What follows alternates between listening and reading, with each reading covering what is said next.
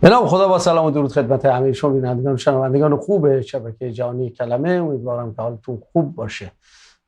توی آخرین ماه بهار هستیم و تابستون آغاز میشه. از همین الان دیگه هوا بسیار گرم و خب قاعدتا گرمای هوا میتونه برای بعضیا دردسر آفرین باشه و من امیدوارم که به هر حال این دردسرها باعث رنجش مردم نشه، با توجه به اینکه احتمال اینکه قطعی های برق رو هم ما داشته باشیم میتونه برای برخی از افراد و بخصوص برای کودکان و بیماران مضر باشه و امیدواریم که این اتفاق نیفته. من همین جوری داشتم مرور میکردم وقتی میگفتن ایالات متحده آمریکا و ترامپ میخواد زیر ساختهای انرژی ایران رو بزنه، ناخودآگاه ذهنم رفت روی همین مسئله که خب این میتونه خیلی خیلی بحرانزا باشه و بسیار بسیار برای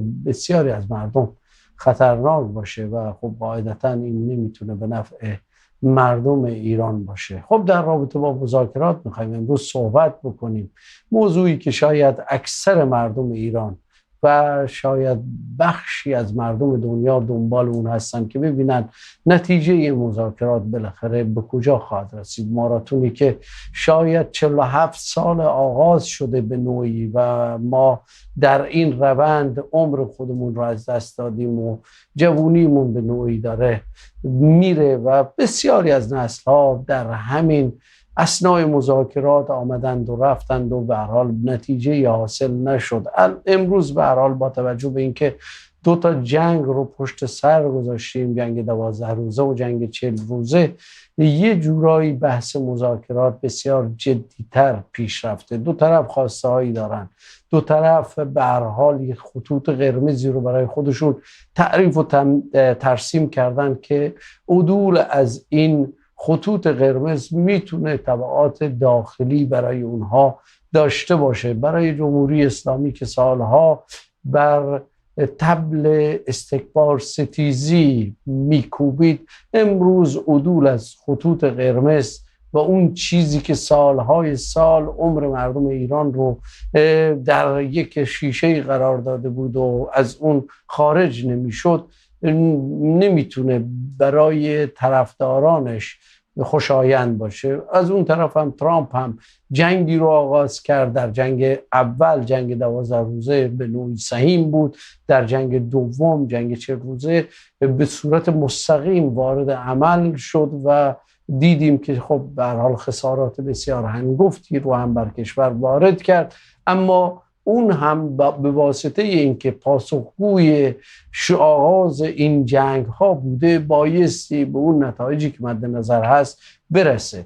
آخرین چیزهایی که به گوش انسان میرسه و تحلیل هایی که میشنویم این هست که ترامپ باز هم یک سری خواسته های دیگری رو مطرح کرده. جمهوری اسلامی هم از یک طرف خب یک سری افراد درون جمهوری اسلامی هستند که خب ادای این رو در میارن که ما بایستی آمریکا رو نابود بکنیم، اسرائیل رو نابود بکنیم و از این شعار خودمون هرگز کوتاه نخواهیم اومد و دنبال این نیستیم که مذاکره بکنیم و مذاکرات رو به نوعی نفی و نهی میکنن.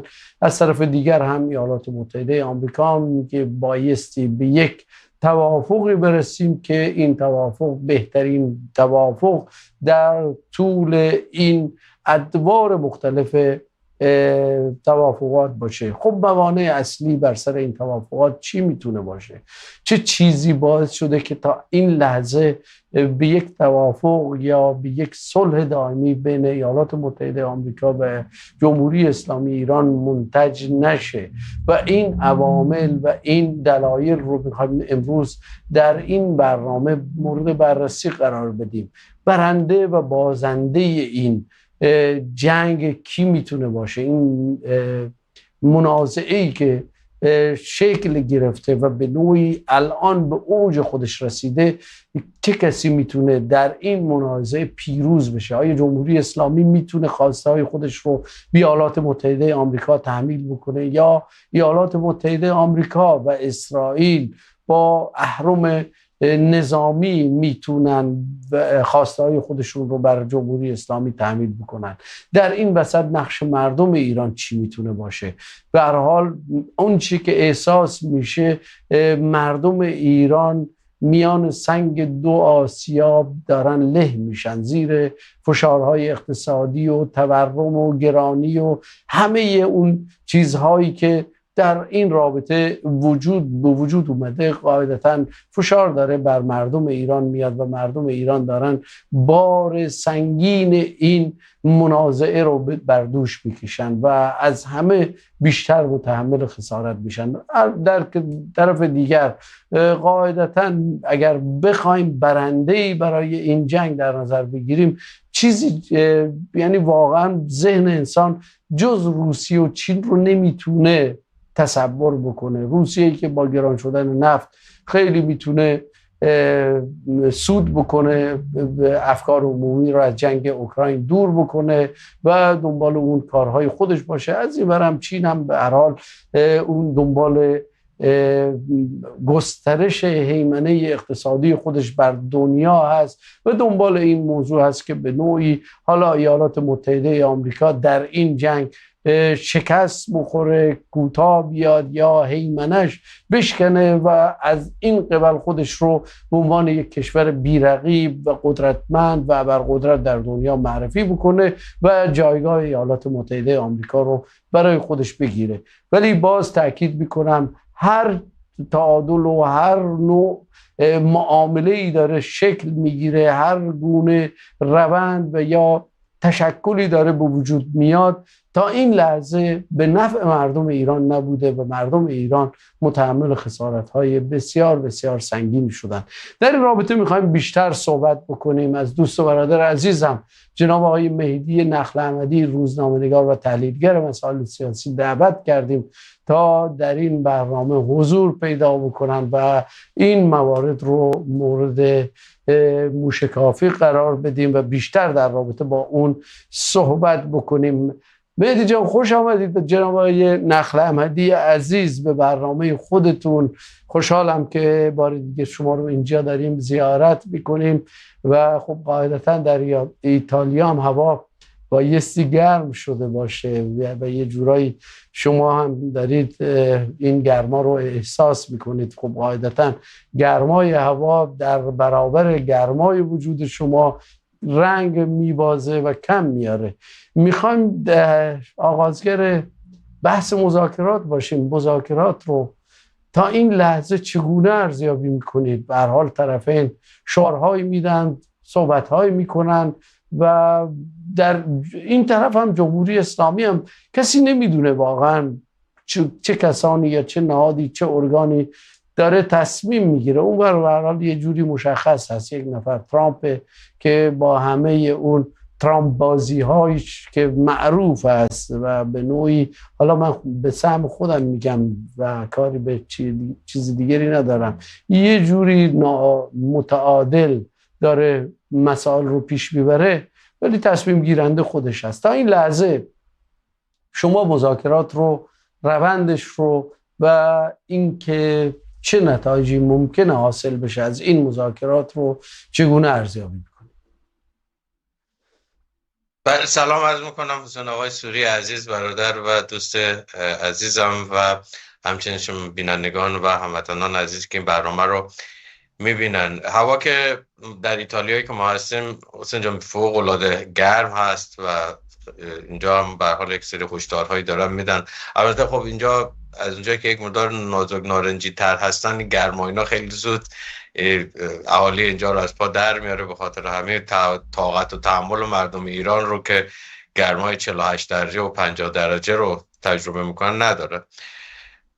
الان در رابطه با مسئله مذاکرات حسین جان، ما یک تقریبا بنبست خیلی بدی پیش آمده در ماجرا، یعنی بنبستی که نه امکان جنگیدن رو برای دو طرف در حال حاضر میتونه مهیا بکنه، نه رسیدن به یک تفاهم رو. از این بابت عرض میکنم که ببینید خب آمریکا و اسرائیل با یک دورنمایی وارد داستان شدن، وارد داستان جنگ شدن و حالا اهدافی هم تعریف کردن دیگه. در این اهداف مسئله که میگفتن ما 2 هفته بین 1 تا 2 هفته جمهوری اسلامی میتونیم یا باعث فروپاشیش بشیم یا سرنگون بشه، مردم بیان در خیابان. یک سری در واقع اهداف اینجوری تعیین کرده بودن، اما این اتفاق نیفتاد و حالا به هر دلیلی جمهوری اسلامی در وقت حالا جاها یک ریسک هایی کرد که بعضی از این ریسک ها گرفت، مثلا بمباران کردن کشورهای منطقه یا بستن تنگه هرمز تا حدودی تونست شرایط رو از مسئله، یعنی توجهات رو از مسئله حالا هسته‌ای و موشکی و نیابتی تا یک حدود منحرف کنه به مسئله انرژی و تنگه هرمز. به خاطر همینم که الان دو طرف صحبتشون این است که در مرحله اول، در تفاهم نامه اول، ما مسئله بازگشایی تنگه هرمز و رفت آمد کشتیرانی و انرژی رو باید مد نظر قرار دیم و بعد بریم سراغ اون 3 گزینه‌ای که آمریکا به هر حال با اون اهداف وارد جنگ شد. حالا مسئله جمهوری اسلامی این هست که هنوز تا حدودی و به شکل موقت، حالا میشه صحبت کرد در موردی که چرا به شکل موقت هست، هنوز میتونه از تنگه هرمز تا حدود استفاده بکنه و ایجاد اخلال بکنه در مسئله کشتیرانی و نقل و انتقال انرژی. و از طرف دیگه خب به حال این کشورهای منطقه بیچاره هم دم دستش هستن، موشک و پهپاد هم داره، میتونه هر لحظه که آمریکا و اسرائیل بخوان دوباره جنگی شروع بکنه این به اینها لطمات جدی بزنه. این حساب کتاب ها به هر حال یک شرایطی ایجاد کرده که آمریکا و اسرائیل با یک احتیاط بیشتری مجبور هستن نسبت به مسئله ادامه اقدام نظامی فکر کنن. از اون طرف هم جمهوری اسلامی طبیعتاً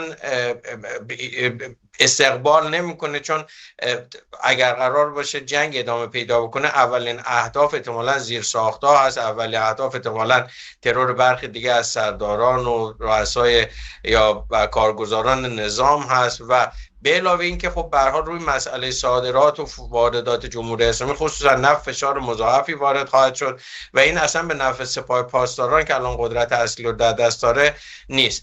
این پس مسئله جنگ تقریبا میشه گفت که دو طرف یک مقداری نسبت بهش با احتیاط نگاه میکنن، اما از اون طرف دیگه هم الان دارن مذاکره میکنن. دو طرف مدعی هستن که در جنگ 40 روزه 44 روزه پیروز بودن و الان نمیخوان یک مذاکره و تفاهمی پیش بره که نهایتا این پیروزی رو زیر سوال ببره. جمهوری اسلامی که خیلی سور میگه من پیروز شدم چون دوچار سرنگونی نشدم. آمریکا آقای ترامپ میگه ما پیروز شدیم چند نسل از این در واقع سرداران و رهبران رو زدیم و چند دوبارم مهدی جان من عذر میخوام اگر اجازه بدید من اینجا یه نکته رو بگم. ببینید حالا جدای از اینکه جمهوری اسلامی مدعی است که من سرنگون نشدم، خب به دیگر اهداف خودش هم نرسیده. ایالات متحده آمریکا قرار شد اورانیوم رو بگیره، قرار شد اینا رو پای میز مذاکره بکشونه که خواسته های اونها رو تمکین بکنن، اما تا این لحظه هیچ کدوم تنگه هرمز هم بسته شد. یعنی علاوه بر اون خواسته های قبلی، یه به قول معروف دردسرهای قبلی، یه دردسر دیگر هم برای ایالات متحده آمریکا افزوده شد که اونم بستن تنگه هرمز بود که به نوعی انرژی جهان رو تحت تاثیر خودش قرار داد. تا این لحظه حالا ما منطقاً یا از لحاظ استراتژیکی یا از هر لحاظی بدون این که به هر حال دچار تعصب یا این ور اون ور بشم، یعنی این گونه دارم خودم برداشت میکنم تا این لحظه دست بالا رو جمهوری اسلامی داره. یعنی ایالات متحده آمریکا نتونست هسته‌ای رو به قول معروف بیاد از جمهوری اسلامی بگیره، نتونست جمهوری اسلامی رو وادار بکنه به اینکه از گروه‌های نیابتی خودش حمایت نکنه، نه تونست و به هر حال جمهوری اسلامی رو وادار به پذیرش خواسته‌های خودش بکنه. بحث موشکی بود، بحث‌های منطقه‌ای بود و از جمله یکی دیگر هم اضافه شد، بحث بستن تنگه هرمز. حالا بعضی از سران نظام رو به نوعی زدن، دیگران اومدن جایگزینشون شدن و این دیگران هم حالا به تعبیر بسیاری از افراد و تحلیلگران مسائل سیاسی بسیار افراد تندروتر و رادیکالتری نسبت به قبل هستند. شما ضمن اینکه بیانات خودتون رو تکمیل میکنید در این رابطه هم نظرتون رو ممنون میشم بفرمایید. ببینین حسین جان، مسئله پیروزی و شکست یک مسئله نسبی هست. آمریکا پیروز نشد، اما این به معنای نیست که جمهوری اسلامی پیروز شده. به چه معنا؟ به معنایی که اون اهداف اولیه‌ای که آمریکا تعریف کرد و بر اساس اون خیلی هم سور آمد، خیلی مطمئن صحبت آمد که بله ما قرار هست که همون بلایی که سر ونزوئلا آوردیم یا به هر حال چیز بود ما قرار در جمهوری اسلامی هم پیادهش بکنیم. یک سری پیش زمینه‌ها هم داشت. مسئله ونزوئلا بود، اون کارهای امنیتی که اسرائیل پیش از این انجام داد، اگه یادتون باشه خب یه کار واقعا خفنی انجام داد دیگه. مسئله پیجرها در لبنان بود، ترور هنیه بود، در جنگ 12 روزه ترور مثلا حداقل 20-30 نفر از سران نظامی و امنیتی بود. همه اینها گواهی مسئله بود که هر گونه حمله نظامی آمریکا و اسرائیل میتونه خیلی راحت جمهوری اسلامی رو در واقع بیاد و سرنگون بکنه. این ادعا بود که توقعات رو بالا برد. یعنی اگر آمریکا در ابتدایی که وارد جنگ میشد میگفت آقا ما میخوایم جمهوری اسلامی اونقدر ضعیف بکنیم که با چالش‌های جدی روبرو بشه و دیگه اون جمهوری اسلامی سابق نباشه، اگر با این ادعا می آمد الان آمریکا پیروز بود، میتونست بگه آقا من همین کارا کردم و به اهدافم رسیدم و خارج شدم. اون در واقع دورنما یا اون حالا زاویه دیدی که نتانیاهو و آقای ترامپ داد اونقدر در واقع زیاد بود که الان بخش زیادی از اون اهداف محقق نشده. به خاطر همین آقای ترامپ الان گیر کرده، میخواد به نسبت اون اهداف دستاورد آنچنانی نداشته، نمیتونه خیلی سور بگه که من پیروز شدم. و به اون نسبتی که آقای ترامپ و نتانیاهو گفتن، جمهوری اسلامی در واقع میتونه بیاد بگه که مثلا من شکست نخوردم. یا اما ببین حسین جان، اقتصاد ایران واقعا دچار فروپاشی شده. بخش زیادی از رهبرانی که زدن، این رهبران درست الان جایگزین دارن، درست ما الان در شرایط جنگی هستیم و ممکنه کمیت و کیفیت رهبران و فرماندهان رو نفهمیم، اما یک نگاه بکنیم تفاوت بین سلیمانی و قاآنی رو، آنچه که سلیمانی کرد و میکرد و آنچه که امروز قاآنی میکنه و میکرد، ما هنوز نمیتونیم قضاوت بکنیم، ولی واقعیتش این هست که سلیمانی واقعا یک آدم بود که یک کار خیلی بزرگ به معنای در واقع به لحاظ عملیاتی، نه ارزشمندی، به لحاظ عملیاتی کار بزرگ کرد، اهداف در واقع زیاد رو محقق کرد برای علی خامنه‌ای جمهوری اسلامی و یک کاریزمایی داشت که بر اساس این کاریزما میتونست در واقع این محور مقاومت که درست کرد کنار هم نگه داره و واقعا از اونها استفاده کنه. قاآنی دقیقاً عکس سلیمانی بود و تقریبا تا حدود زیاد خیلی از اون دستاورد سلیمانی از بین برد. ما نمیدونیم، مجتبی خامنه‌ای خیلی ها میگن اصلا اون ظرفیت‌های پدرش رو به لحاظ کاریزماتیک، به لحاظ به قول معروف میگن حکومت داری، به لحاظ تسلطش بر سیستم نداره. خیلی ها میگن وحیدی یک آدمی هست که آدم کاریزماتیکی هست اما مدیریت به اون معنا نداره، یا خیلی کسای دیگه. اینها رو ما در دراز مدت احتمالا متوجه میشیم که حالا در حوزه مدیریتی خسارت خورده یا نه. مسئله در واقع اقتصادی رو نگاه بکنیم، مسئله این زیرساخت‌هایی که زدن، ببین اینا ضربه‌های خیلی بزرگی هست. یعنی اگر که ترامپ با یک به قول معروف میگن عقلانیت بیشتری وارد جنگ میشد، هدف گذاریاشو منطقی تر انتخاب میکرد، الان جمهوری اسلامی واقعا در اون تعریف شکست خورده بود. بر اساس اون بلند پروازی ترامپ و آمریکا و نتانیاهو بود که الان جمهوری اسلامی میتونه مدعی بشه که شکست نخورده یا حتی خودشو میتونه پیروز بشه. پس به خاطر همین ما الان نمیتونیم واقعا، یعنی اگر مستقل نگاه کنیم جمهوری اسلامی هم کمرش خم شده دیگه در زیر این اتفاقاتی که افتاده. اما در رابطه با مسئله مذاکرات، چون هر دو ادعای پیروزی دارن در اون چارچوبی که در واقع تعریف میکنن، هر دو هم باید در واقع یک تفاهم نامه یا توافقی در دراز مدت‌تر توافقی انجام بدن که بالا به قول خودشون اون شروط اونها بر دیگری تحمیل شده باشه.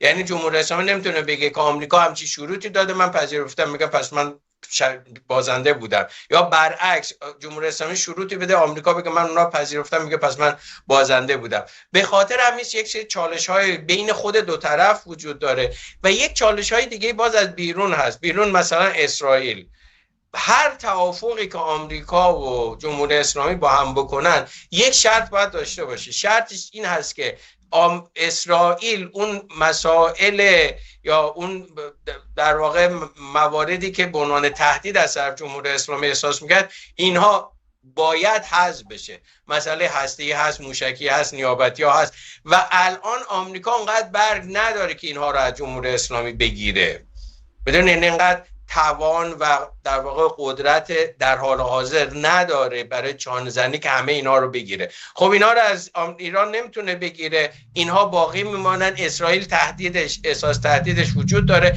حتی اگر آمریکا با جمهوری اسلامی توافق بکنه، احتمال این که اسرائیل بیاد برای دفع کردن این مسائل یک حمله یک جانبه حتی با مخالفت آمریکا انجام بده وجود داره. اسرائیل حمله میکنه، جمهوری اسلامی احتمالاً ممکن هست که جواب بده. اگر جمهوری اسلامی جواب بده، آمریکا باز مجبور است بیاد کنار اسرائیل وایسه و هر توافق یا حتی تفاهمی هم انجام بدن این رو از بین میبره. به خاطر همین هم هست که دورنمای یک تفاهم و توافق بسیار سخت است، چون بازیگران بسیار مختلفی با اهداف و در منافع مختلفی هستند که اینها در واقع به یک سمت غیر ممکن میبرن یک توافق یا تفاهم رو.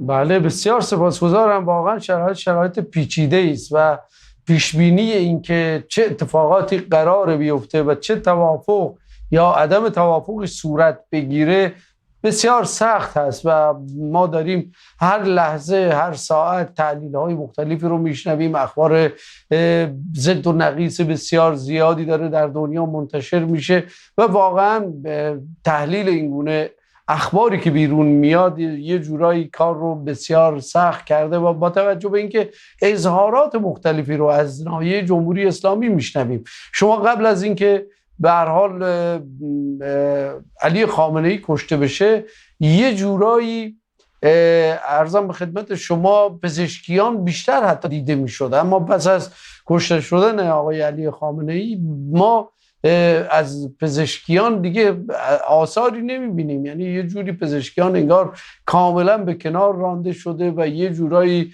قدرت در دست سایر افراد افتاده و بخصوص سپاه پاسداران یه جوری قدرت رو قبضه کرده و داره برای خودش اون چیزی رو که میخواد طراحی و به اجرا در میاره. از این برم خب به هر حال آقای مجتبی خامنه‌ای شده جانشین پدرش و به نوعی ما هیچ گونه خبری هم از ایشون نداریم که ایشون بیاد به صورت مستقیم آیا در چه شرایطی هست، آیا ایشون به هر حال واقعا میتونه جای پدر رو بگیره که شما اشاره کردید که قاعدتا اون کاریزما و اون هیمنه‌ای که پدرش برای خودش ساخته بود و مردم هم به نوعی طرفدارانش هم بهش باور داشتن خیلی بعید هست که بتونه با توجه به اینکه قدرت بیان بسیار قوی پدرش داشت ایشون بتونه جایگاه پدر رو بتونه دوباره بگیره.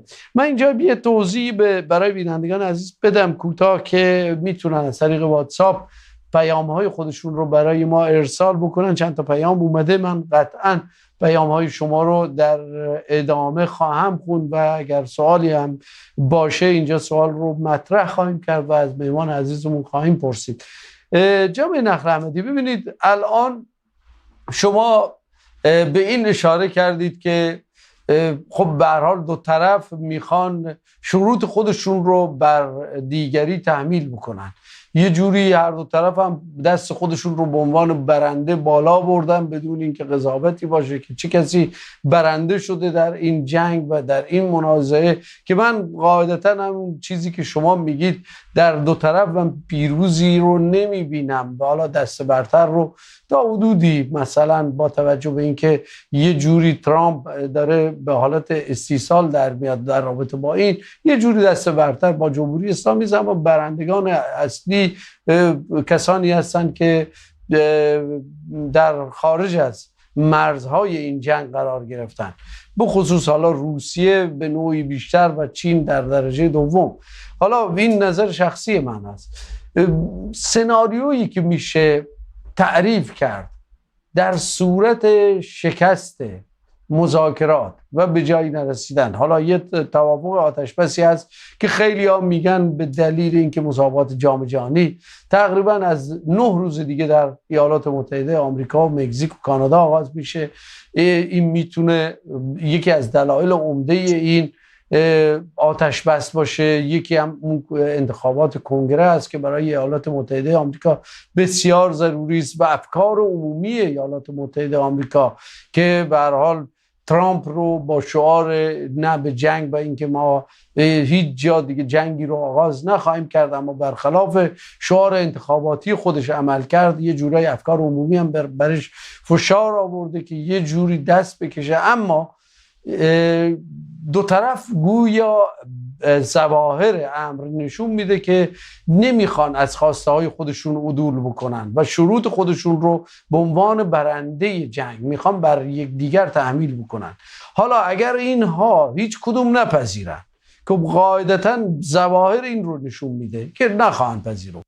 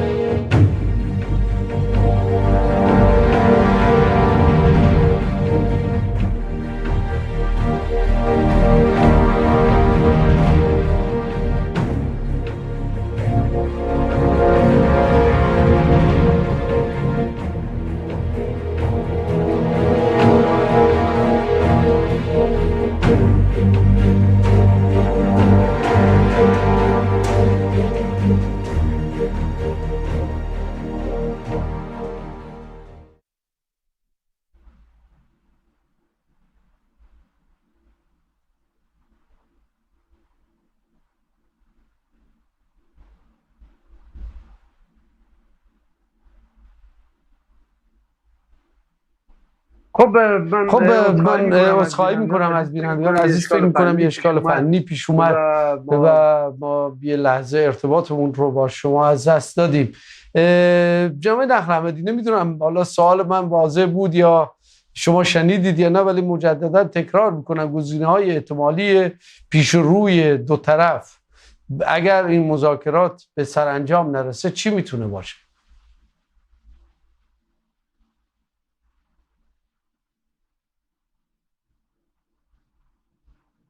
صداتون رو باز کنید جناب نخل‌احمدی، صداتون بسته است. بله الان هست، بفرمایید. حسین جان، من اجازه میخوام قبلش برگردم یک نکته رو در رابطه با این مسئله که تفسیری که الان در مورد جمهوری اسلامی انجام میشن، نظر شخصی خودم هست، میخوام عرض بکنم که خب خیلی ها الان طبیعتا جمهوری اسلامی یک رفتاری از خودش نشون داد که خیلی ها رو متعجب کرد، چه در داخل ایران چه در خارج ایران. حالا اون تاباوری که در مقابل حالا آمریکا و اسرائیل داشتن خب واقعا یک مسئله خیلی غافلگیر کننده بود برای خیلی ها. خب ما خیلی ها این رو بر اساس یا میذارن به حساب اینکه جمهوری اسلامی خیلی قوی و خیلی مثلا فرض کن اون ایده‌های علی خامنه‌ای به عنوان تشکیل محور مقاومت اینا جواب داده. اما من میخوام علاوه بر این که به رسمیت باید بشناسیم این رفتار یا عملکرد جمهوری اسلامی در مقابل این مسئله و باید با چشم انصاف و با یک چشم بازی بهش نگاه بکنیم، یک مسئله رو نگاه کنیم و اون هم در واقع پاس گلی بود که اسرائیل در جنگ 12 روزه به جمهوری اسلامی داد. به چه معنا بود؟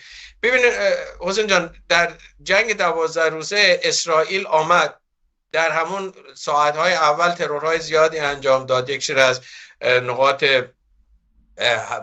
تشکیلات هسته‌ای و نظامی و امنیتی رو زد.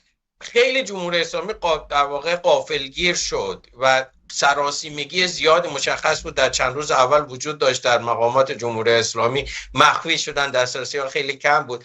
اما دو مسئله خیلی در واقع فکر نشده از طرف اسرائیل انجام شد. یکی اینکه علی خامنه‌ای حذف نشد در جنگ 12 روزه و یکی اینکه تا حدود اسرائیل اون در واقع روش‌های خودش رو یا در واقع در اون مسیرهای امنیتی خودش رو برای جمهوری اسلامی باز کرد، به معنای اینکه چه چیزهایی احتمالاً ممکنه هست در یک اقدام کلانتر باعث فروپاشی یا در واقع دچار یک مشکل خیلی جدی شد. علی خامنه‌ای در جنگ 12 روزه حذف نشد، با تمام اون پراکندگی و آشفتگی که ایجاد شد تونست وضعیت رو یک مقدار جمع‌بندی بکنه، چند تا جانشین کسانی که از بین رفتن رو بذاره. اما مهمتر از همه یک تصمیم خیلی جدی گرفتن و اینکه اگر بار دیگه‌ای در این سد یک اقدام امنیتی و ترور انجام شد ما باید یک فکری بکنیم. فکرشون چی بود؟ فکرشون بود که آمدن گفتن آقا ما باید برای هر کدام مقامات مهم و در واقع تاثیرگذار تا چند رده جانشین تعیین بکنیم. این مسئله بود که در جنگ در 40 روزه تاب‌آوری جمهوری اسلامی بالا برد. یعنی اگر اون کار رو اسرائیل در جنگ 12 روزه انجام نمیداد، در جنگ 40 روزه سرضرب علی خامنه‌ای رو میزد و خیلی فرماندار میزد و اینا قبلا همچین تمهیداتی رو از پیش تهیه نمیدیدن یا فکرشو نمیکردن، ما با یک وضعیت خیلی متفاوتی، من نمیگم سرنگونی ولی متفاوتی روبرو بودیم و این رو به نظرم باید در واقع بگیم یک پاس گلی بود که اسرائیل به جمهوری اسلامی علی خامنه‌ای داد که تونست یک مقداری دست اسرائیل و آمریکا رو در جنگ بعدی بخوانند.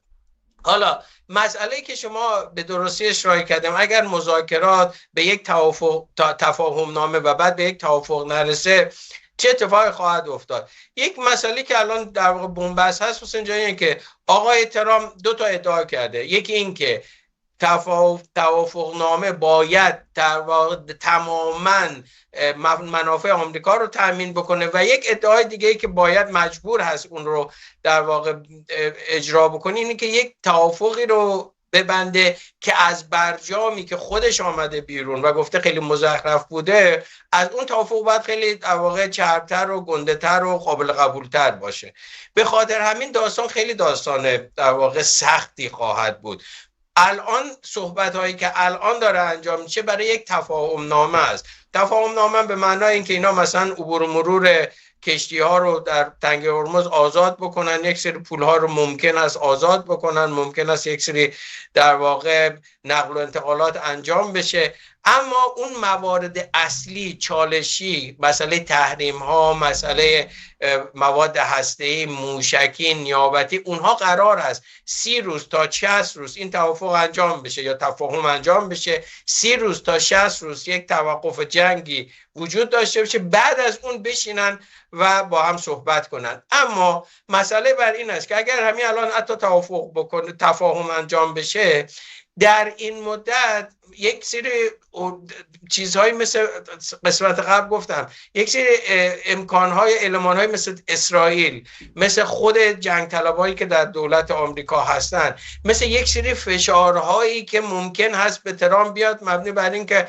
آقای ترامپ تویی که مثلا رفته بودی یک هفته دو هفته جمهوری اسلامی رو ساقط بکنی، الان در واقع تا الان خیلی بهش امتیاز دادیم، معلوم هم نیست که در بعد از 60 روز آیا بتونه رو متقاعد بکنیم انرژی هسته‌ایش رو متوقف کنه، مواد رو تحویل بده. این سرکوفت‌ها ممکنه ترامپ رو واقعا از اون حد مدارا خارج بکنه و بیاد مثلا یک اقدام نظامی انجام بده. من امکان این اقدام نظامی رو زیاد میبینم، اما چه مشخصاتی ممکنه داشته باشه؟ آیا مثل جنگ 40 روزه یک اقدام خیلی کلان خواهد بود؟ بعید میدونم، چون یک بار اینها این در واقع ریسک رو کردن و دیدن که جمهوری اسلامی تاب‌آوری داره، نه به معنایی که قوی هست، به معنایی که هرچی اقتصادش ضربه بخوره چون متعهد به مردم و جامعه نیست، میگه مردم ببخشید جونشون بکنه، تحمل بکنن، مهم منم که من بس سر کار بمانم. و در این حال موشک داره، در این حال پهپاد داره، در این حال تنگه هرمز رو داره و میتونه به هر حال یک سری دردسرها هم درست بکنه در من. اما این تاب‌آوری رو آمریکا نداره. یعنی اگه تنگه هرمز بسته بماند، تنگه باب المندب بسته بماند یا ببندنش، قیمت نرخ بنزین در آمریکا بالا بره، ترامپ مثل جمهوری اسلامی نمیتونه بگه مردم جونشون بکنن، چون مردم چند وقت دیگه میخوان بیان رأی بدن، میگن آقای ترامپ تو رفوزه شدی، من به کسی دیگه رأی میدم و به جمهوری خواه. به خاطر همین احتمالاً اینها میان روی بسته کردن بیشتر تنگه در واقع محدودیت نفت و در واقع زدن برخی از چهره‌ها یا مثلا برخی از مراکز خیلی مهم به اون شکل گسترده. احتمالا ما شاهد مثلا یک جنگ خیلی گسترده و اینها نبود، اما به لحاظ زمانی گسترده تر خواهد بود. شدت جنگ کمتر هست. با چه هدفی؟ با چه هدفی این کار رو خواهند کرد؟ با چه هدفی این کار رو میکنن؟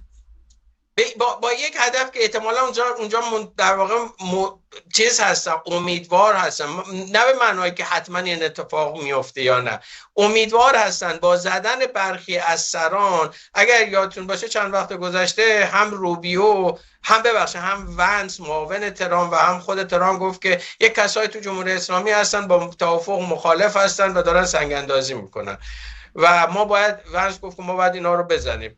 خب اینها امیدوارن، نه به معنای که حتما میرسه. از هر کدوم از این کارهای یک امیدواری در حذف برخی از در واقع شخصیت‌ها امیدوار هستن که اون کسانی که موافق هستن، حالا اگر بگیم تیم قالیباف و تیم دولت و تیم مثلا اینها بتونن دست بالاتر رو بگیرن و به هر حال یک کمی شرایط برای رسیدن به یک توافق و تفاهم راحت‌تر باشه. از زدن یک سری در واقع بسته تر کردن و زدن یک سری ساخت‌ها هم به این در واقع با این امید که وضعیت اقتصادی به دو جهت بد باشه. از یک جهت این که مثلا سپاه پاسداران و حاکمیت اونقدر به لحاظ مالی دچار فروریزی بشه یا مشکل بشه که حتی امکان پرداخت مثلا حقوق برخی از کارگزاران خودش یا افراد خودش رو نداشته باشه، که همین الان ما میبینیم که یک سری شایعه‌های یا حرفایی هست مبنی بر این که مثلا گروه بخشی از سپاه پاسداران اینها حقوق‌ها یا کم چیز شده، پرداخت نشده یا پرداخت شده بر اساس اون مصوبات قبلی بوده، اضافه حقوق‌ها پرداخت نشده.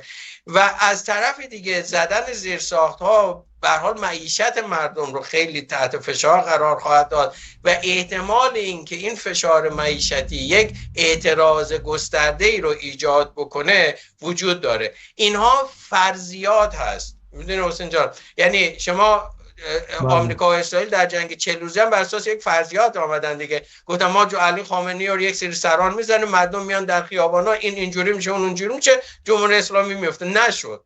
الان اون چیزی که مطرح هست این فرضیات رو برای یک اقدام نظامی در نظر گرفتن. ما بر اساس گزارش‌ها میگیم آیا میشه یا نه نمیدونیم، اما احتمالاً اگه بخوان وارد فاز نظامی بشن اینا جزء فرضیات. حالا اینجا یه سوال دیگه ای مطرح میشه جناب نقل‌احمدی عزیز. ببینید به هر حال بین گفتگوها دائما سوالات جدیدتری توی ذهن آدم میاد. حالا با توجه به انتخابات کنگره آمریکا، آیا این فرضیات رو در صورتی که ما اینجوری تصور بکنیم که ایالات متحده آمریکا در صدد هست اون رو عملیاتی بکنه، یعنی یه جنگ نظامی دیگر، یه حمله نظامی دیگر با هدف همین فشارهای اقتصادی یا زدن برخی از سران نظام که با مذاکرات مخالف هستن، این اگر کنگره رو جمهوری خواهان از دست بدن و اختیارات ترامپ رو محدود بکنن در رابطه با جنگ، آیا باز هم این فرضیه محتمل هست یا نه؟ یا اینکه بعداً این قبل از چی اتفاق خواهد افتاد؟ این جنگ ممکنه قبل از انتخابات اتفاق بیفته. ببینید ترامپ یک سری حرفایی زد که برای من انتخابات مهم نیست و نمیدونم فلان مهم نیست و قیمت بنزین مهم نیست. خب اینا حرفای ببخشید چرندی هست، چون آقای ترامپ که خودش نیست. آقای ترامپ نماینده یک حزبی هست که اون حزب به هیچ عنوان حاضر نیست که قدرتی که الان در دست داره در سنا و در ریاست جمهوری رو از دست بده. پس این مسائل بیشتر از انتخاب یا تمایلات یا منافع آقای ترامپ هست، خیلی فراتر هست. مسئله جمهوری خواهان، حزب جمهوری خواهان و منافع اون برمیگرده. اما یک تفاوتی که اگر این بار آمریکا یا اسرائیل جنگ شروع بکنن با سری قبل وجود داره این هست که اگر این بار جنگ شروع بشه به نظر میاد که جمهوری اسلامی، چون اگر یادتون باشه جنگ 12 روزه، 12 روز جنگیدن، آمریکا هم گفت آقا بس و خیلی شفاهی گفت باید متوقف کنین، یک توافق در واقع آتش بس بشه، آتش بس شد، خیلی شفاهی هم بود، هیچ جای قرارداد هم امضا نکردن. در جنگ 40 روزه هم بعد از در واقع 40 اندی روز آمریکا گفت بیان توافق آتش بس کنیم، جمهوری اسلامی گفت باشه بیا آتش بس کنیم، یعنی در اولین درخواست ها انجام داد.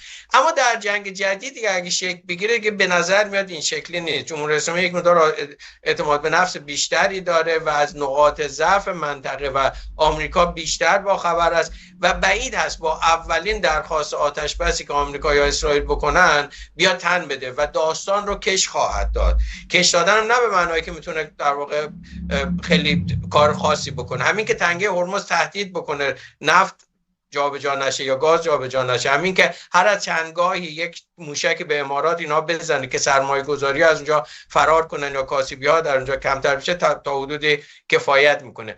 به خاطر همین هم هست که آمریکا و اسرائیل دیگه نمیتونن روی این حساب بکنن که اگر که مثلا جنگی شروع کنه هر وقت خواستیم میتونیم تمامش کنیم. به خاطر همین احتمالاً بخشی از تفسیرهایی که میگن آقا این تایم بین تفاهم نامه و توافق یک 60 روز فاصله گذاشتن، این هست که یک فاصله بشه، بعد از اون یکی 2 ماه دیگه باز اینا بگن آقا نه هنوز نشده و ما در واقع مذاکره بکنیم.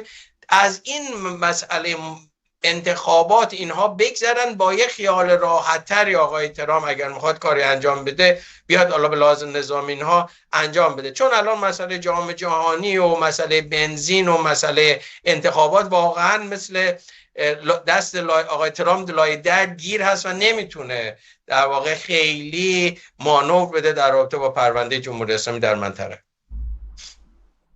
بله بسیار سپاسگزارم. حالا به هر حال بازم بینندگان عزیز من اینجا اعلام میکنم که میتونید از طریق واتساپ پیام بدید به ما. من در بخش بعدی که این سوال رو مطرح بکنم حتما به پیام های شما خواهم رسید. به هر حال ما حدود 15 دقیقه دیگه وقت داریم. آقای نخل احمدی عزیز، بزرگترین موانع بر سر یک توافق جامع در مسیر جمهوری اسلامی و ایالات متحده آمریکا از دیدگاه شما چی میتونه باشه؟ کدوم مانع اصلی ترین مانع است که باعث عدم به وجود اومدن یک توافق میتونه باشه یا یک صلح دائمی میتونه باشه؟ ببینید عرض کردم حسین جان، ما الان کاری که انجام میشه مذاکرات برای توافق نیست، برای تفاهم هست. تفاهم در واقع این هست که به معنای این هست که جنگ مجوز این هست که جنگ 30 روز یا 60 روز دیگه در واقع بتونه به تأخیر بیفته یا آتش بس ادامه پیدا بکنه و بعد اینها وارد مذاکرات برای توافق برسن. ما در همین مسئله تفاهم اولیه هم الان یک سری مشکلاتی داریم. مثلا آمریکا میگه من هیچ گونه پولی به جمهوری اسلامی در قالب اینکه اون دارایی‌هایی که در خارج از کشور بلوکه شده یا در قالب برداشتن تحریم‌های نفت یا هر راهی که به جمهوری اسلامی بتونه پول برسونه و جمهوری اسلامی بتونه با این پول سلاح بسازه، بتونه تجهیزات خودش رو بروز بکنه، بتونه مثلا حقوق پرسنل بده، من به هیچ عنوان حاضر نیستم که چون این در واقع پولی رو بدم. به علاوه ای که ترامپ هم اعلام کرده که ما فعلا تا این مسئله تحریم یا محاصره دریایی بر نمیگردونیم، چون اگر برداریم جمهوری اسلامی میتونه نفت بفروشه و دوباره پول دستش بیاد. از طرف جمهوری اسلامی میگه ما اولین مسئله در واقع اولین چیزیه که باید یا تحریم نفتی برداشته بشه یا این پولهای بلوکه شده حداقل در قطر به دست من برسه و در واقع این چیزها هم برداشته بشه، این محاصره دریایی هم برداشته بشه که خب به هر حال هنوز یک اختلافات خیلی جدی حتی برای این تفاهم اولیه برای تمدید آتش بس وجود داره. اما وارد مذاکرات بشیم، فرض کنیم تفاهم انجام شده، 60 روز گذشته نشستن برای مذاکرات، میخوان با هم دیگه صحبت کنن. چالش اصلی اونجا هست. اولا اینکه جمهوری اسلامی الان که دیده موشکاش و پهپاداش چه کار میتونن بکنن، چقدر میتونن به دردش بخورن، به هیچ عنوان روی مسئله موشکی صحبت نمیکنه. کما اینکه شما در چند وقت گذشته نگاه بکنید، آمریکا هم مقاماتش دیگه مثل قبل نمیگن مسئله موشکی و نیابتی‌ها خیلی مطرح نمیکنن. تنها صحبتی که میگن آقا جمهوری اسلامی نباید بمب اتم داشته باشه یا روی مسئله هسته‌ای فقط بیشتر مانور میدن. جمهوری اسلامی روی مسئله موشکی حاضر نیست در واقع صحبت کنه، روی نیابتی‌ها حاضر به دلایل حاضر نیست صحبت کنه. روی مسئله هسته‌ای هم به خاطر اینکه اینها میگن آقا مسئله هسته‌ای همون مسئله‌ایه که به خاطرش رهبر معظم از بین رفته دیگه. یعنی آقای خامنه‌ای اگر قبل از جنگ 12 روزه حاضر میشد که یک در رابطه با مسئله هسته‌ای یک سری انعطافا نشون بده، مثلا اورانیوم غنی شده 60% و یا غلظتشو بیار پایین یا بده برن، یا در واقع یک مدت حتی در حد 5 سال هم غنی شده رو غنی کردن رو متوقف میکرد، شاید این اتفاقا نمی افتاد. اینا میگن رهبر معظم روی مسئله وایستاده، ما اگر الان کوتاه بیام خیانت به خون اون هست.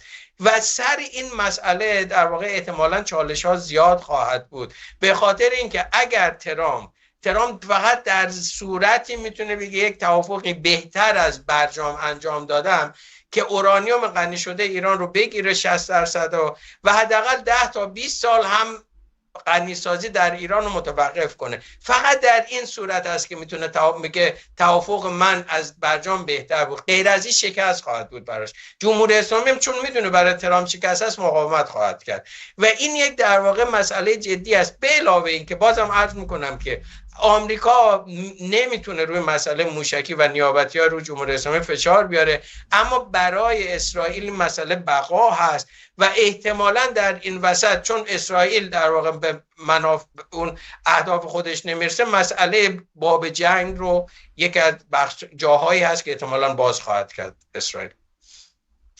بله بسیار عالی. حالا شما به اسرائیل اشاره کردید، دیدگاه شخصی بنده هم اینه که اصلی ترین مانع بر سر رسیدن به توافق جامع یا صلح جامع، حالا شما به توافق اشاره کردید، همین اسرائیل هست که قاعدتاً همین الان هم دارید میبینید که در جنوب لبنان عملیات‌های گسترده‌ای رو آغاز کرده، هنوز دست از غزه بر نداشته و اونجا عملیات‌های خودش رو داره، گهگوداری هم اینور اونور هم یک دستی میکشه و به قول معروف کوتابیان نیست. و در این رابطه تا جمهوری اسلامی و خود اسرائیل به توافقی نرسند که این بسیار بسیار بعید و جزء اون رویاها میتونه باشه برای برخی ها، این دست نیافتنی و این یکی از اون مانع ها و چالش های اصلی است که بر سر راه یک توافق جامع بین ایالات متحده آمریکا و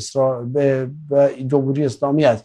و قاعدتاً هر گونه حمله بر جان بفرمایید.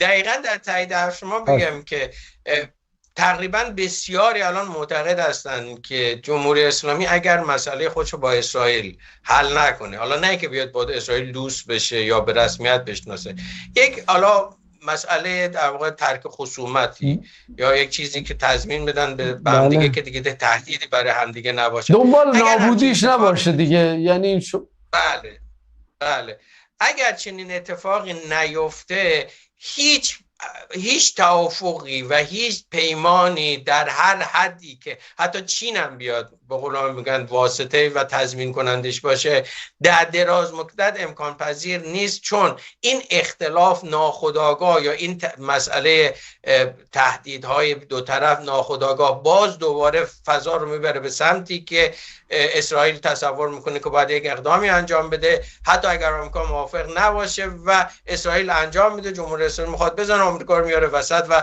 به هر حال داستان دوباره برمیگرده همون سر نقطه اول. به خاطر همین اون به قول شما کاملا درست است که محور و شرط اصلی یک توافق پایدار حل و فصل کردن این مسئله بین جمهوری اسلامی یا بین ایران و اسرائیل است که جمهوری اسلامی فعلا حاضر نیست اصلا روش حرف بزنه. بله، بسیار سپاسگزارم جناب مهدی نخل احمدی. اگر موافق باشید مهدی جان چند تا پیام بینندگان رو میخونیم، اگر سوالی هم باشه خدمت شما مطرح خواهیم کرد. دوستی پیام داده: سلام و درود بر سوری و جناب نخل احمدی، از شما سوالی داشتم. ترامپ نمیتواند حکومت آخوندی رو سرنگون کند یا نه ملت ایران رو سر کار گذاشتن برای چپاول نفت و ثروت ایران توسط آمریکا، چون ترامپ شب یک حرفی میزند و فردا حرف دیگری. اگر نظر من را بخواهید آمریکا هم نه اینکه ابرقدرت دنیا نیست بلکه یک رئیس جمهور ترسویی شده است، دارای یک رئیس جمهور ترسویی شده است. در پایان دو جنگ با ایران فقط آمریکا زیرساخت‌های ما را نابود کرد، بعد هم الفرار. در پایان وقتی برنامه شما شروع می شود لطفاً اول برنامه اون رو معرفی بکنید تا ما زودتر سوالات خودمون رو بپرسیم. جناب آقای نخل احمدی بفرمایید، دوست ما اینگونه نظری دادن، نظر شما در این رابطه چیه؟ ببینید در رابطه با اینکه حالا آمریکا اومده نفت چپاول بکنه، شاید یکی از گزینه‌های خیلی مطلوب آقای ترامپ همین بود که مسئله ونزوئلا شدن ایران رو انجام بده. هنوزم الان صحبت میکنه به معنایی که مثلا گروهی رو حذف بکنن، گروه دیگری بیان و شروع بکنن باهاش همکاری کردن، خصوصا در حوزه‌های انرژی، نفت و گاز و انرژی، که بتونه در واقع از این نفت و گاز همونجور که الان داره از ونزوئلا استفاده میکنه به عنوان یک اهرم فشار در برابر چین استفاده بکنه. اما این اتفاق نیفتاده، یعنی عملا نه تنها چون در واقع تا اون مرز نرفتن بلکه همون اهداف اولیه‌ای که آمریکا هم تعریف کرده بود فعلا محقق نشده. اما واقعیت اینه که به معنای نیست که الان که آمریکا نتونسته پس جای یا در واقع منافع ملی ما امن هست. نه، چون جمهوری اسلامی هم سپاه پاسداران هم در 4 دهه گذشته سهم بسیار بسیار ناچیزی از منافع یا منابع کشور به مردم اختصاص دادن و بخش عمدهش رو در واقع صرف دادن رانت و صرف چپاول کردن و دزدی کردن هستن. پس اینکه آمریکا الان تسلطی بر منابع ایران نداره به معنای نیست که این منابع در اختیار مردم هست متأسفانه، و اتفاقا این منابع به هر حال الان خیلی بیشتر از گذشته دست کسانی هست که بیشتر برای اینکه این نظام رو حفظ بکنن اون رو به عنوان رانت و در واقع عنوانهای بیشتری در اختیار مافیاها قرار میدن. بله، یه نفر پیام داده که شما حالا دارید لابیگری برای اسرائیل میکنید. من این رو به خدمتتون بگم، اسرائیل یک جنایتکاری همانند جمهوری اسلامی، جنایتی که اسرائیل در منطقه، در غزه، در دیگر نقاط دنیا مرتکب شده، فکر میکنم این نتانیاهو رو اگر بگیرن تا آخر عمر ابدش هم بکنن کم نیست براش. جنایتکار بزرگی است و به هر حال ولی خب جنایت علیه ملت خودش انجام نمیده، این رو قاعدتا شما میدونید. ما ولی متاسفانه در جمهوری اسلامی در یک شب هزاران نفر رو میاد میکشه و مجروح میکنه و هر شب هم هر روز هم تعدادی رو اعدام میکنه. شما به هر حال این چی رو به ما نچسبونید. جان جانم بفرمایید. بله، من اتفاقا در همین برنامه گفتم که اسرائیل به جمهوری اسلامی پاس گل داده با جنگ 12 روزه. اشتباه خیلی بله. به نظر من اشتباه خیلی فاحش بود. من با چند تا از کارشناسای مثلا امنیتی اینا هم صحبت کردم، تایید میکردن این مسئله رو که اگر اون اشتباه رو اسرائیل نمیکرد ممکن شرایط فرق بکنه. به علاوه اینکه یک از بزرگترین در واقع خسارت ها و در واقع نشانه های ناکامی اسرائیل این است که از ابتدا مطرح، حالا آمریکا کمتر مطرح کرد، اما اسرائیل میگفت که ما آمدیم برای سرنگونی جمهوری اسلامی. نه تنها سرنگون نشده بلکه خب الان خیلی جاها میبینیم که در یک دست بالاتری هم در بعضی مسائل داره. بعید میدونم، اما اینکه ما نمیخوایم سیاه و سفید نشون بدیم، بگیم یک طرف سیاه مطلق یک طرف سفید مطلق هست. هر دو طرف یک نکات مثبتی دارن، یک طرف نکات منفی دارن و تلاش باید بشه که این نکات مثبت و منفی منصفانه و دقیق دیده بشه، نه اینکه بر اساس آرزوها یا چیزهایی که ما دوست داریم بخوایم قضاوت بکنیم و حرف بزنیم. بله دقیقاً درود بر شما. دوستی پیام داده سلام، ایران میخواد یعنی حکومت آخوندها میخواهند خودشون رو یک شبه بر قدرت نشاندند و وانمود کنند که ما قدرت پنجم جهان هستیم و آمریکا هم دارد به او تفهیم میکند که پایت را اندازه گلیمت دراز کن. آخوندها آرزو دارند قدرت پنجم جهان باشند و این آرزو را به گور خواهند برد. به هر حال اینم یه دیدگاه دیگر از یکی دیگر از بینندگان عزیز ما.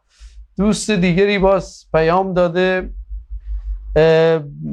نتیجه واقعی مذاکرات و تأثیر اون بر زندگی مردم ایران چی میتواند باشد؟ آیا توافق احتمالی میتواند به بهبود معیشت، کاهش تورم و رونق اقتصادی منجر شود؟ آنچه که امروز کمر مردم را خم کرده است فشارهای اقتصادی است که بسیار بسیار دردناک است. مهدی جان در این رابطه هم نظری دارید؟ بفرمایید. والا خیلی مشروط هست، مشروط به این معنایی که اولا یک توافق واقعا انجام بشه، این توافق چقدر به هر حال این توافق پایدار باشه و در دراز مدت. چون ببینید مثلا اگر یک توافق هم فرض کنیم بشه اتفاق بیفته، مثلا مسائل هستی و موشکی و تنگی هرمز همه اینها هم یک در واقع در اشتراک نظر پیش بیاد، توافق هم امضا بشه، اسرائیل و جاهای دیگه هم سنگ اندازی نکنن و این بتونه ادامه پیدا بکنه. مثلا مسئله مثل برداشتن تحریم ها یک پروسه خیلی دراز مدتی است، چون یک بخش تحریم ها خود حالا تحریم‌هایی که مال آمریکا هست خود رئیس جمهور میتونه بعد، بخش دیگهش اینها باید بره مصوبات کنگره و مجلسین اینا رو داشته باشه، خیلی دراز مدت هست. و باز با این در واقع شرطی که آن کسانی که الان حکومت در جمهوری اسلامی حکومت میکنن دیگه دنبال اون دزدی و فساد و مافیا بازی اینها نباشن و واقعا از این مسئله حالا پولهایی که میاد یا تحریم‌هایی که برداشته میشه برای ایجاد توسعه در کشور و بهبود وضعیت کشور استفاده کنن، نیان بگن خب دیدین که ما موشک و پهپاد داشتیم پس بعد الان هر چی میتونیم سرمایه گذاری کنیم، به این بهانه باز دوباره شروع کنن به چپاول کردن منابع کشور. یعنی خب خیلی به چیزهای خیلی مختلفی بستگی داره که ما واقعا نمیتونیم 100% بگیم اگه توافق شد حتما بلافاصله وضعیت بهتر میشه. اما اگر جمهوری اسلامی تبدیل بشه به یک نظام نرمالتر، تصمیمات نرمالتر بگیره، یک مقدار درس گرفته باشه از 4 دهه گذشته و بخواد واقعا نگاه ملی و توسعه‌ای داشته باشه، یک توافق و شرایطش میتونه چون این وضعیت برای کشور و برای مردم برمغان بیاره. بسیار بسیار سپاسگزارم جناب آقای مهدی نخل احمدی، روزنامه‌نگار و تحلیلگر مسائل سیاسی، و بسیار سپاسگزارم از شما بینندگان عزیز که تا این لحظه با ما بودید و پیام فرستادید و عذرخواهی هم میکنم اگر پیامی خونده نشد.